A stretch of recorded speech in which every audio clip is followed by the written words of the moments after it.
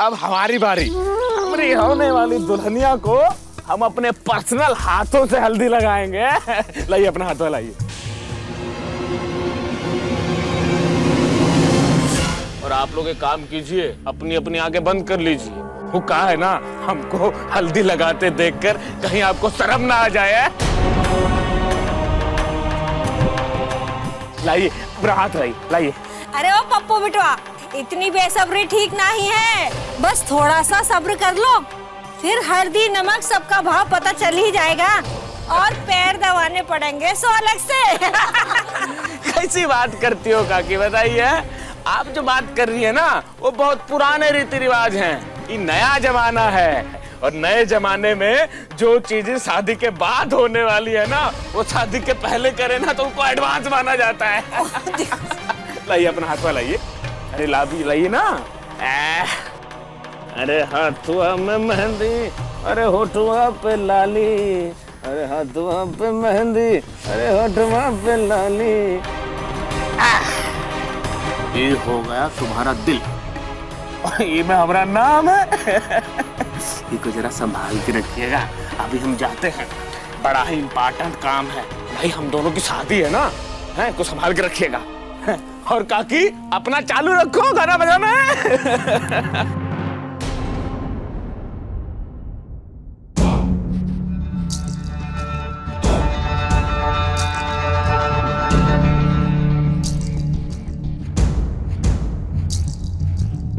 Mummy वो हमें मंजरी से कुछ काम था।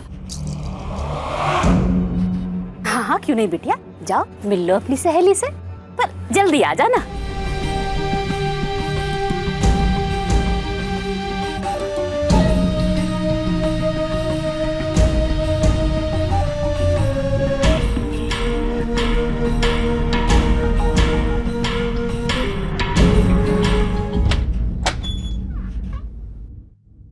जल्दी बोलो, बात क्या है?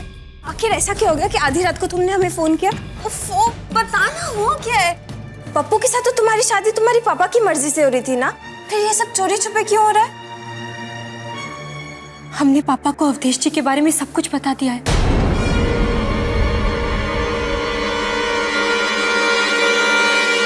हरपी,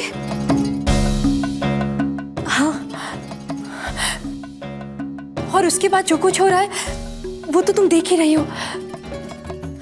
देख मंजरी, अब बातें बाद में करेंगे, पहले तुम हमारा एक काम करो, चलो हमारे साथ चलो।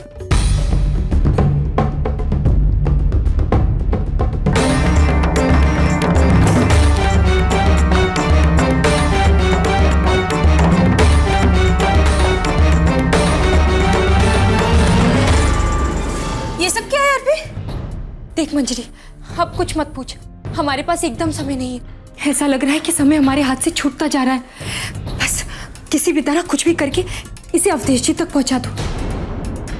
अरबी, तू समझ नहीं रही है, तेरी ये नादानी तुझे कहीं का नहीं छोड़ेगी। कभी सोचा ये लिफाफा किसी और के हाथ लग गया तो क्या होगा? आज तेरी शादी है, तुझे क्या लगता है वो ये चिट्ठी पढ़ेगा और यहाँ भागा भागा चला आएगा? अरबी, तेरा मजाक उड़ाएगा, हंसेगा तुझ पे। मत भूल, वो एक बहुत बड़ा गुंडा है, कोई देवता नहीं है कि तेरी पुकार सुनेगा और यहाँ भागा भागा चला आएगा।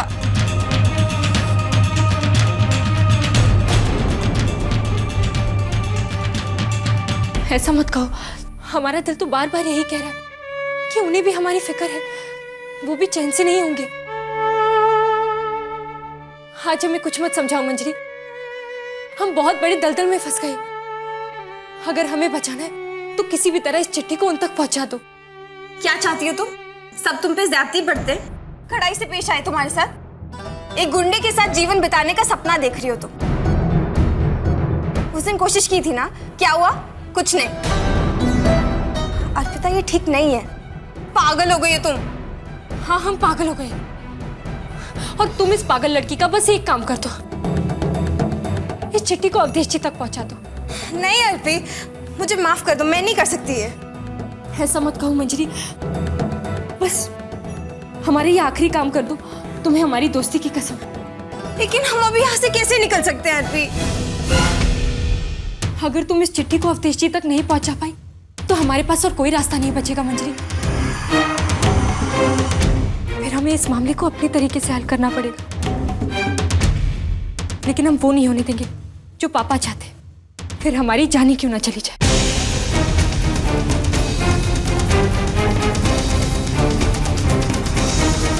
बकवास मत करो अर्पी, हम देखते हैं क्या हो सकता है।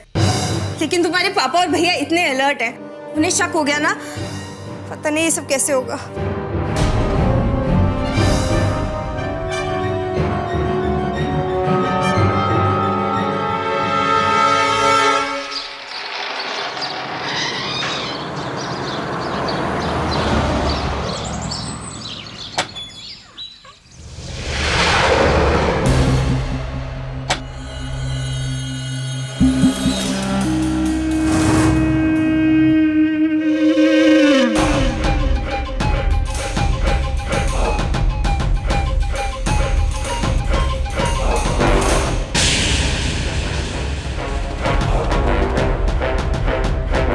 का नया चलन शुरू किए हैं बबुआ जी?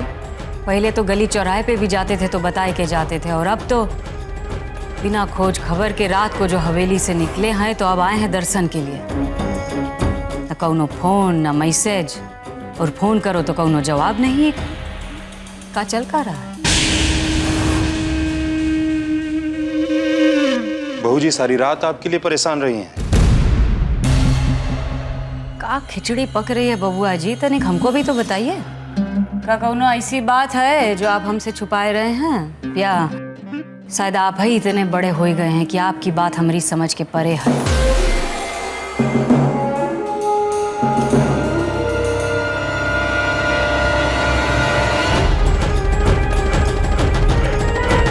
फिर बिना बताए चले गए। ये का हो का रहा है पंडित जी?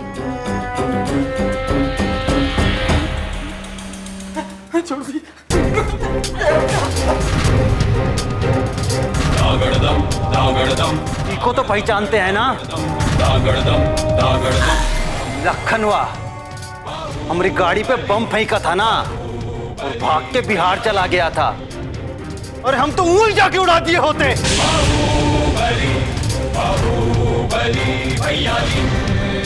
आप ही मना कर दिए, तब भाई से हम इंतजार कर रहे थे। ससुरा कभी तो लल्लनपुर आएगा, और रात को खबर मिली कि आया हुआ है लल्लनपुर में, तो इससे पहले कि वापस भाग जाता ससुरे को दबोच लिए। भागो तो इस बार भी था, बलिया तक जाके दबोच के लाए।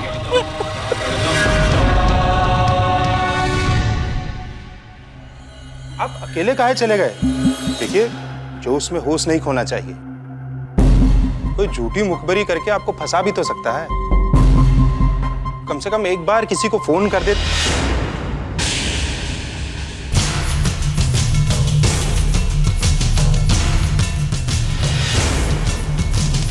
पंडित जी, हम बात कर रहे हैं ना? बबुआ जी आप हमारे साथ चलिए। चलिए बबुआ जी।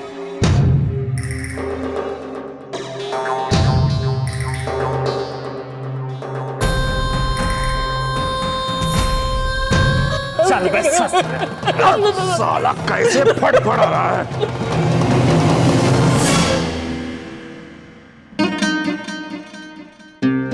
बबुआ जी, आप कहीं ये तो नहीं सोच रहे कि एक औरत, वो भी विधवा, काहे आपका इतना हिसाब किताब रख रही है?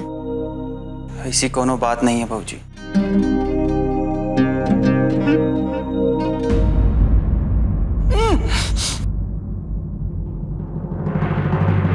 देखिए,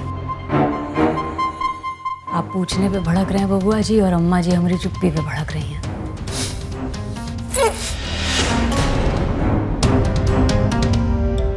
हम पे लांछन लगाए रही है कि हमने आपको बिगाड़ दिया है। वो तो हमको जैसे कोनो डायन समझती हैं।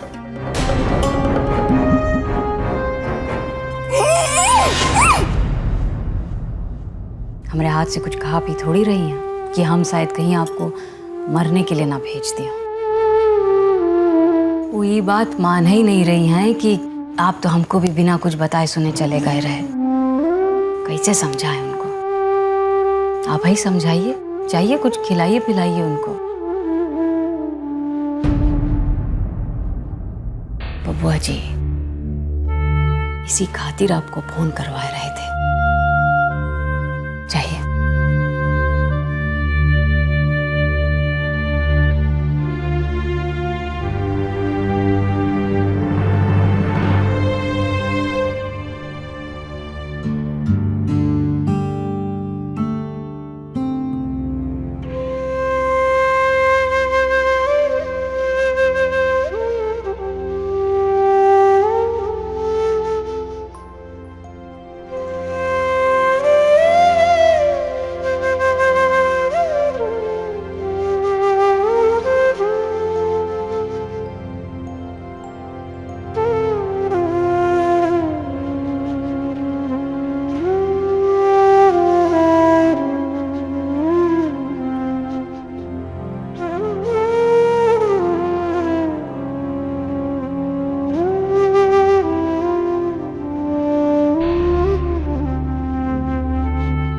हुआ अम्मा?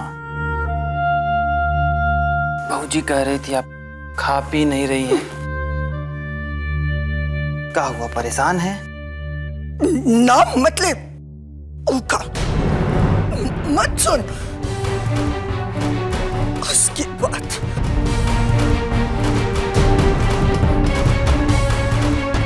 काहे भाऊजी को खोजती रहती है अम्मा?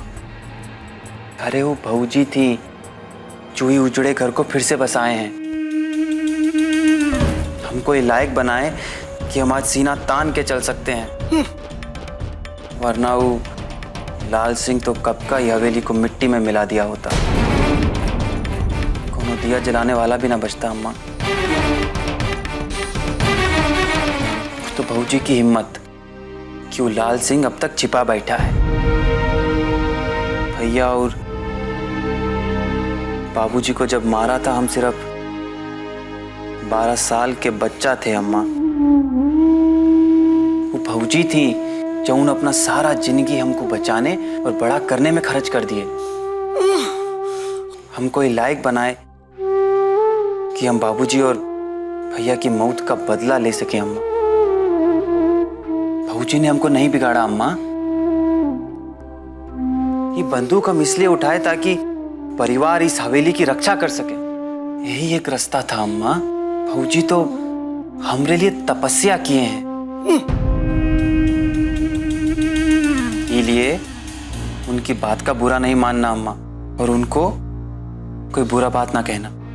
हम काम से गए थे अम्मा, गलती हमरी है, बिना बताए चले गए। अब हमको भले ही ना माफ करें, भाऊजी को जरूर माफ कर दे अम्मा। अम्मा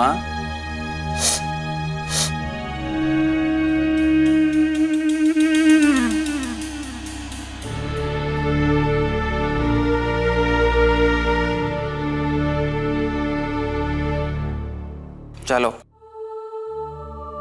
अब थोड़ा सा खा लियो, पी लियो।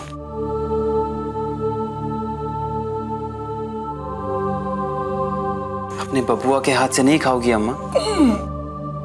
थोड़ा सा खा लियो। बबुआ कह रहे ना तुमरा,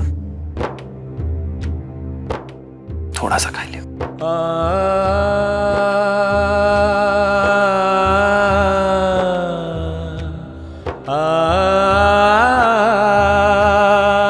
शाबाश।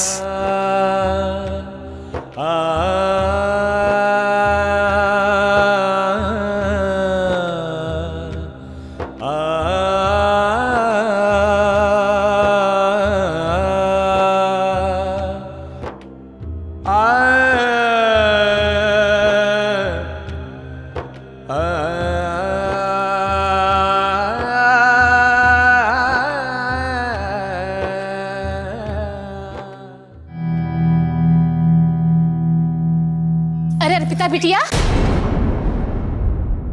जरा यहाँ तो आओ।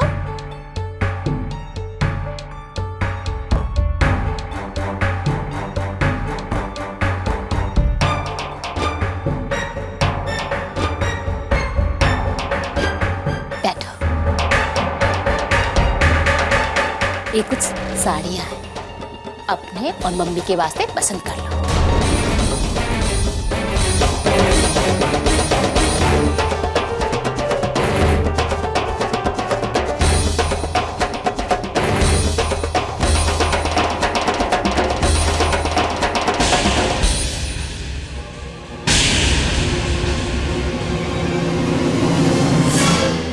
क्या हुआ, कहीं जा रहे हो क्या?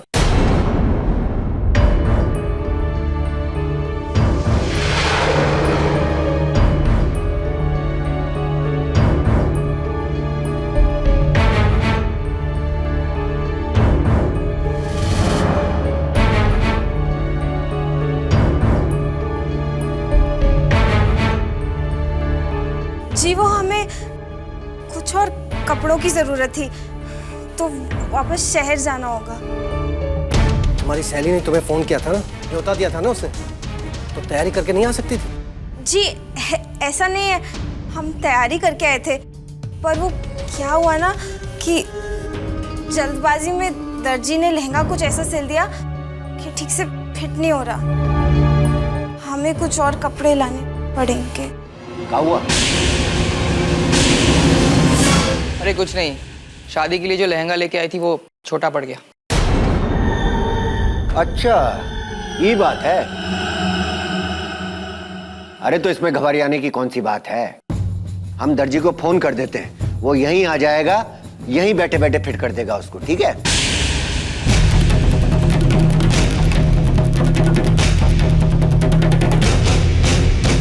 अरे पापा जी हैं? बताइए, सुबह से आप हमारी होने वाली साली के पीछे पड़े हुए हैं। आप समझते नहीं है, कहा है ना कि लड़कियों के कपड़ों की फिटिंग जो है वो बड़ी नाजुक होती है, उनको दर्जी भी ना बड़ा मन के मुताबिक चाहिए। कहते हैं ना कि वो ऐसा दर्जी चाहिए जो फीते से कम और नज्जर से ज्यादा माप के सिल सके। कहा साली साहिबा बताइए। और आप बिल्कुल भी टेंशन मत लीजिए, आप जाइए लेकिन थोड़ा जल्दी लौट के आ जाइएगा। कहा है ना कि आपके बगैर हमारी शादी में ना रौनक थोड़ी फीकी पड़ जाएगी।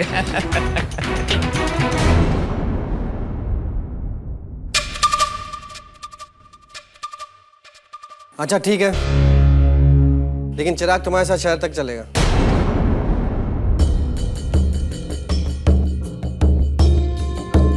हाँ ये बात भी सही है। छुटके साले लेके जाओ हमारी साली को, और थोड़ा ध्यान रखना है और जल्दी लौट के आना, आके नाच गाना करना है कि नहीं बताइए। अरे रंजनवा, कोनो मर्दों वाला आइटम तैयार किए नहीं है? अरे पप्पू भाई तनिक सब्र तो रखिए, हमने पूरा इंतजाम कर दिया है, अपना वही गर्मा गर्म, थोड़ा इंतजार कीजिए। अरे रंजनवा, कब से इंतजार ही तो कर रहे हैं हम। बताइए। अरे साली साहिबा, अभी तक आप गए नहीं? अरे जाइए जाइए, फिर लौट के भी तो आना है। अरे छुटके साले लेके जाओ। चलो। अरे भाइयों चलो, गाना वाना शुरू करो, है मौज मस्ती करते चलो।